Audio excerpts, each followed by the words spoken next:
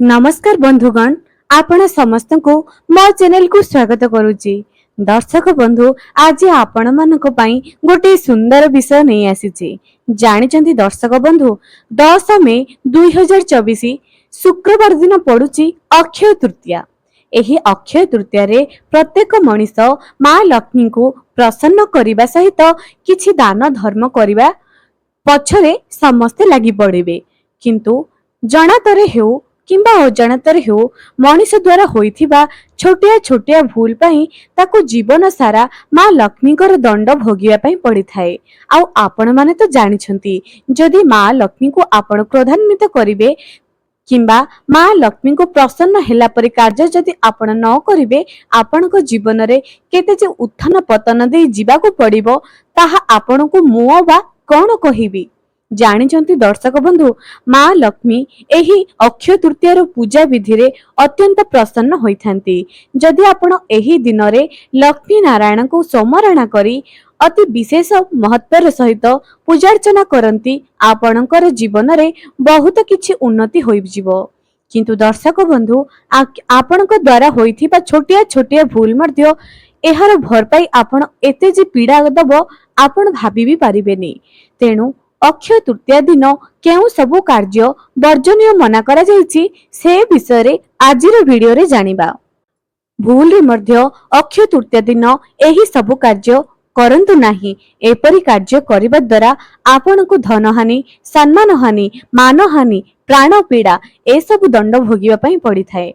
मनीष माने जणातरे हुअंतु कि अजाणତରେ हुअंतु भूल करि दियंती। विशेष करी एही वैशाख मासरे शुक्ल पक्ष तृतीया तिथि रे एही जो अक्षय तृतीयाटी पड़ुछि, यह अत्यंत शुभ दिन अटे। किंतु एही दिन मानकरे एही 11टी भूल करिबा द्वारा आपणक जीवन रे बहुत किछि शुभ कार्य मध्य अशुभतर परिणत आपणको भोगी पारे।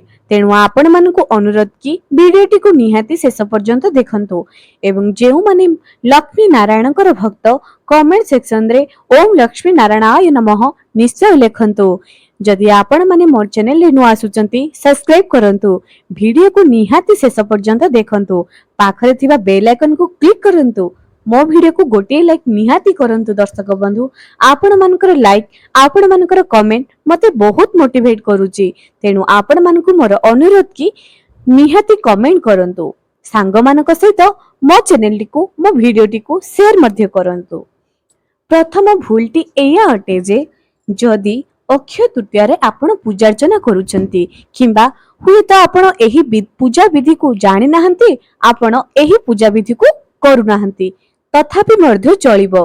किंतु जदि आपण एही दिन मद, मांस, रसुण, पियाज एसबुर तामसिक भोजन को जदि आपण ग्रहण करिवे, तेबे दर्शक बंधु मने रखंतु जे लक्ष्मी नारायण आपणको घरु सेही दिन ही चली जिवे। एपरि भूल रे मध्य करंतु नाही। द्वितीय भूलटी एया अटे जे एही दिन काहारी को उद्धारी दियंतु नाही। से टंका पैसा हो किंबा आपणको पड़ोसी जदि आपणको घर को किछि मागिबा पई आसुचंती, तेबे भूल रे मध्य एही जिनिस दियंतु नाही। जेपरि कि लुण, अटा, चाउल, किछि टंका हेउ, दुग्ध जातीय जिनिस हेउ किंबा जाहाबी एही दिन आपण उद्धारी दियंतु नाही। एवं जदि आपण काहाको उद्धारी आनिचंती एवं आपण सुजीबा पे चाहूचंती, तेबे एही अक्षय तृतीया दिन दियंतु नाही। ता पर दिन दे दियंतु किंबा ता पूर्व दिन दे दियंतु। किंतु अक्षय तृतीया दिन ना काहाठारु ऋण आनिबे और ना काहाकू जदि ऋण अछंती सुजीबे। जदि देबार अछि पूर्व दिन किंबा पर दिन दे दियंतु। बस गोटे दिन मानि दियंतु। दर्शक बंधु, आपणको जीवन निश्चय सुधुरी जिवो। एथिरे तो आपण जमा पड़थि अंधविश्वास नाही। आपण माने आगुरु जानिथिबे माँ लक्ष्मी को पूजा रे ना काहाकू धार दिया जाए, ना काहाटू धार आना जाए। एवं तापर भूलटी एया अटे जे जदि अक्षय तृतीया दिन आपण निज घर को लेंबू एवं लंका नहीं आसुचंती, एमिति भूल करंतु नाही। लेंबू एवं लंका नजर दोष दूर करिबा पई घर आगरे बंधा जाए। जति आपण एही दिन नूतन गृह प्रवेश करूचंती, तेबे आपण लेंबू एवं लंकार व्यवहार करि परिबे। କିନ୍ତୁ ଯଦି ଆପଣ ନୂତନ ଗୃହ କରୁନାହାନ୍ତି, ନିଜ ଘରର ଖାଦ୍ୟ ଗ୍ରହଣ ପାଇଁ କିଛି ଲେମ୍ବୁ ଲଙ୍କା ନେଇ ଆସୁଛନ୍ତି, ତେବେ ଏହି ଦିନକୁ ଆଣନ୍ତୁ ନାହିଁ। କାରଣ ଏହି ଦିନ ଆପଣ ପୁଷ୍ପ ଜାତୀୟ ଜିନିଷ, କିଛି ମିଠା ଫଳ ଏସବୁ ଆଣନ୍ତୁ, କିନ୍ତୁ ଲେମ୍ବୁ ଏବଂ ଲଙ୍କା ଆଣନ୍ତୁ ନାହିଁ। ଖାସ କରି ଗୋଟିଏ ସାଥିରେ ତ ଲେମ୍ବୁ ଏବଂ ଲଙ୍କା ଆଣିବା ଦ୍ୱାରା ବାହାରର ସବୁ ନକାରାତ୍ମକ ଊର୍ଜା ଆପଣଙ୍କ ଘରକୁ ଚାଲି ଆସେ। ତେଣୁ ଏହି ଦିନ ଲେମ୍ବୁ ଏବଂ ଲଙ୍କାର ବ୍ୟବହାର କରନ୍ତୁ ନାହିଁ। କିଛି ବ୍ୟକ୍ତି ବିଶେଷଗଣ ଏହି ଦିନର ମହତ୍ତ୍ୱକୁ ବୁଝନ୍ତି ନାହିଁ ଏବଂ ଏହି ଦିନ ନିଜର ଚୁଟି ନଖ ଏସବୁକୁ କାଟି ଦିଅନ୍ତି ଏବଂ ନିଜ ମୁଣ୍ଡରେ ତେଲ ଲଗାଇ ଦିଅନ୍ତି। ଦର୍ଶକ ବନ୍ଧୁ, କଣ ଗୋଟିଏ ଦିନ ଚୁଟି ନ କାଟିଲେ ଅସୁବିଧା ହୋଇଯିବ କି? ଗୋଟିଏ ଦିନ ନଖ କାଟିବା ନାହିଁ, ଗୋଟିଏ ଦିନ ମୁଣ୍ଡରେ ତେଲ ଲଗାଇବା ନାହିଁ, କଣ ଅସୁବିଧା ହୋଇଯିବ? ଯଦି ଆମର ପରିବାରର ମଙ୍ଗଳ ପାଇଁ କିମ୍ବା ଆମର ମଙ୍ଗଳ ପାଇଁ କିଛି ନୂତନ ନିୟମଟି ଭଗବାନଙ୍କର ଦ୍ୱାରା କରାଯାଉଛି, ତେବେ କାହିଁକି ଆମେ ସେହି ନିୟମଟିକୁ ମାନିବା ନାହିଁ?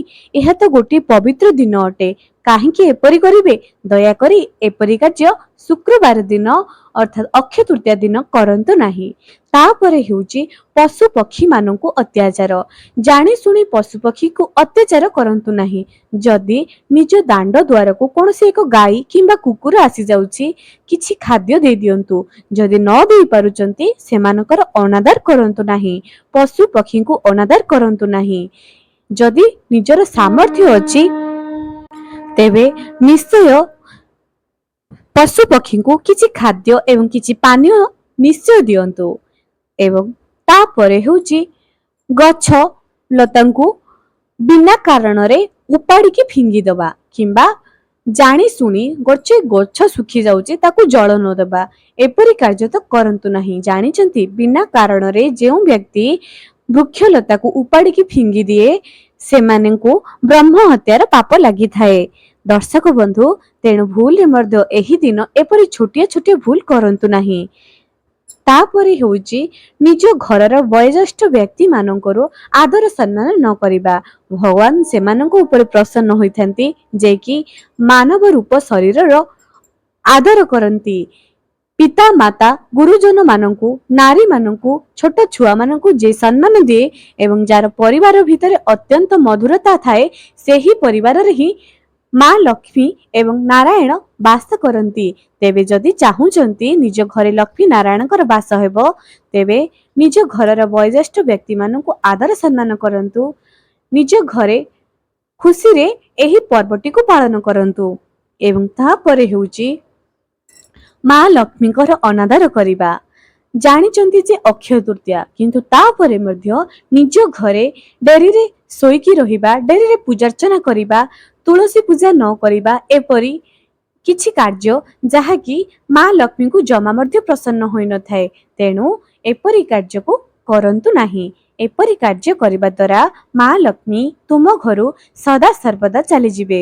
ତେଣୁ ମା ଲକ୍ଷ୍ମୀଙ୍କୁ ଯଦି ପ୍ରସନ୍ନ କରିବା ପାଇଁ ଚାହୁଁଛନ୍ତି, ତେବେ ଅକ୍ଷୟ ତୃତୀୟା ଦିନ ଏହି ସବୁ ନିୟମକୁ ତ ନିଶ୍ଚୟ ମାନନ୍ତୁ। ତେବେ ଦର୍ଶକ ବନ୍ଧୁ, ଯଦି ଲକ୍ଷ୍ମୀ ନାରାୟଣଙ୍କର କୃପା ପାଇବା ପାଇଁ ଚାହୁଁଛନ୍ତି, ଏହି ଦିନରେ କ୍ଷୀରିର ଭୋଗ ଲକ୍ଷ୍ମୀ ନାରାୟଣଙ୍କୁ ଅର୍ପଣ କରନ୍ତୁ ଏବଂ ସେହି କ୍ଷୀରିର ଭୋଗ ଘରର ପ୍ରତ୍ୟେକ ସଦସ୍ୟ ଗ୍ରହଣ କରନ୍ତୁ। ଏପରି କରିବା ଦ୍ୱାରା ଧନ ସହିତ ମାନ ସମ୍ମାନ ଏବଂ ପରିବାରରେ ସୁଖ ଶାନ୍ତି ମଧୁରତା ମଧ୍ୟ ଆସିଯାଏ।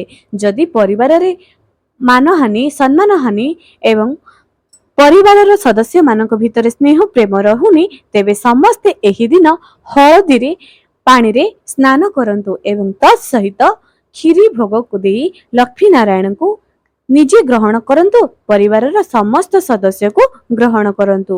ନିଜ ସାମର୍ଥ୍ୟ ଅନୁସାରେ ଦାନ ଧର୍ମ, ଭଗବାନଙ୍କ ନାମ କୀର୍ତ୍ତନ ଏସବୁ କରିବାକୁ ତ ଜମା ମଧ୍ୟ ଭୁଲନ୍ତୁ ନାହିଁ। କାରଣ ଈଶ୍ୱରଙ୍କ ବିନା ତ ଆମେ ବଞ୍ଚିବା ବି ସମ୍ଭବ ନୁହଁ। ଗଛର ପତ୍ରଟିଏ ମଧ୍ୟ ସେତେବେଳେ ହଲିଥାଏ ଯେତେବେଳେ ଈଶ୍ୱରଙ୍କର ଆଦେଶ ହୋଇଥାଏ। ତେଣୁ ପ୍ରଥମେ ଧର୍ମ ଅର୍ଜନ କରନ୍ତୁ। ଧର୍ମ ଅର୍ଜନ କଲେ ତୁମ ଘରେ ମା ଲକ୍ଷ୍ମୀଙ୍କର ବାସ ନିଶ୍ଚୟ ହେବ। ତୁମ ପ୍ରତି ଯିଏ ଯେତେ ମଧ୍ୟ ଅସମ୍ମାନ କରୁନା କାହିଁକି, ସବୁ ମଥା ପାତି ସହିଯାଆନ୍ତୁ ଏବଂ ଈଶ୍ୱରଙ୍କୁ ଜବାବ ଦେବା ପାଇଁ ସମୟ ଦିଅନ୍ତୁ। ସମୟ ସବୁଠାରୁ ବଳବାନ ଅଟେ। प्रत्येक जिनिस समय पूर्व होई न थाए। जदि आपणक भाग्ୟରେ लक्ष्मी नारायणଙ୍କର कृपा अछि, अचल धन संपत्ति अछि, तेबे ताहा मध्य समय पूर्वरु मिलिब नाही। किंतु आपण कर्म करि चालंतु। मां लक्ष्मी नारायणଙ୍କୁ प्रसन्न କରିବା ପାଇଁ गोटी गोटी कार्य निहाती करंतु। देखिबे आपणक उपरे लक्ष्मी नारायणଙ୍କର कृपा निहाती रहिबो।